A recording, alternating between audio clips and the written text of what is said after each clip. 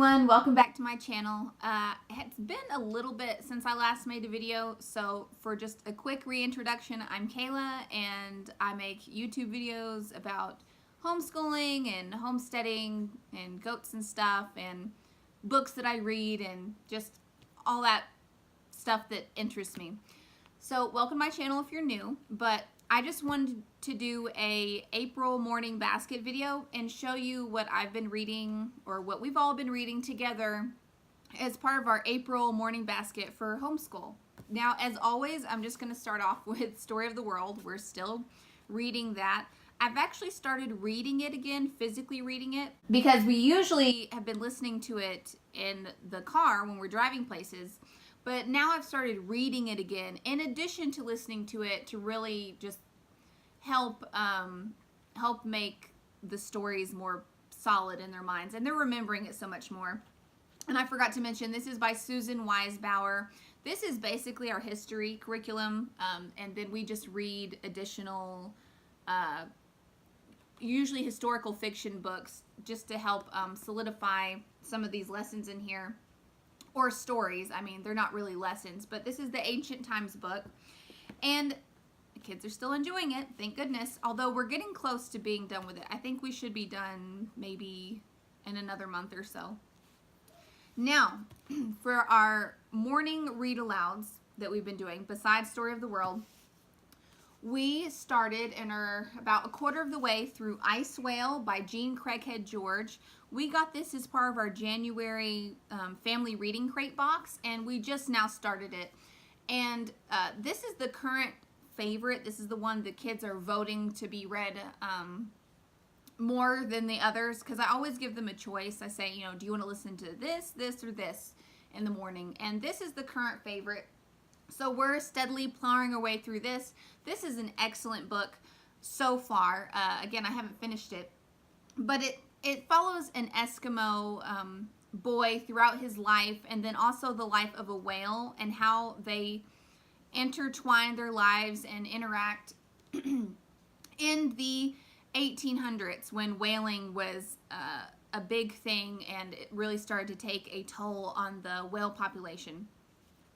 So this is really excellent. It's beautifully written, and the kids really enjoy it so far. And I have to say again, I think this is my favorite cover of all time, of all the books that I own. It's just a gorgeous cover. But the kids are really, really enjoying that, and we were going to watch actually a bowhead whale video this morning to kind of go along with that, because I think one of the things that they really enjoy about it is whale speak is included. So you're reading from the perspective of the whale as well as the boy who's growing into a man in this book. But they really like hearing me talk for Siku, the whale, and whenever he says stuff in whale speak, and his name is written in whale speak. So a lot of times, instead of saying Siku swam this way, I have to say swam over here. And they just think that's really cool and really makes it an enjoyable read aloud for them. Now, the next book that we're working on is The Evolution of Calpurnia Tate. I mentioned this in my women's history mini unit that I put together, and this is a book that we're just still working on. I think we only have maybe a quarter of it left, but it's sort of like a science-y read aloud, and it's by Jacqueline Kelly, but this is more of a science-based book. It's about a girl in the 1800s who has, in a family of all brothers, so she's surrounded by men, but has forged a relationship with her sort of reclusive grandfather, who is wildly interested in science. And she is interested in science as well, and she kind of tags along with him and makes observations, and he's teaching her like the scientific process and how to look at things objectively and things of that nature. And this is just a cute and sweet story so far, and the girls are enjoying it. They just are favoring Ice Whale right now. Our next read aloud is Charlotte's Web by E.B. White. I think most people are familiar with this book. We are actually listening to it, but our checkout expired or whatever. So I'm waiting to get it rechecked out because apparently this is a very popular read aloud with our local library. But the kids enjoyed this. This is a sweet story. I think most people are familiar with Charlotte's Web. And we plan to watch the movie afterwards. And yeah, I recommend that anyone who hasn't read Charlotte's Web should definitely give it a shot. It's a classic. I mean, there's not much to say about other than most kids enjoy Charlotte's Web. Now, our other two read alouds are picture books, and they are Summer Birds, The Butterflies of Maria Marian by Margarita Engel. And again, this is another book that I mentioned in the Women's History Mini Unit.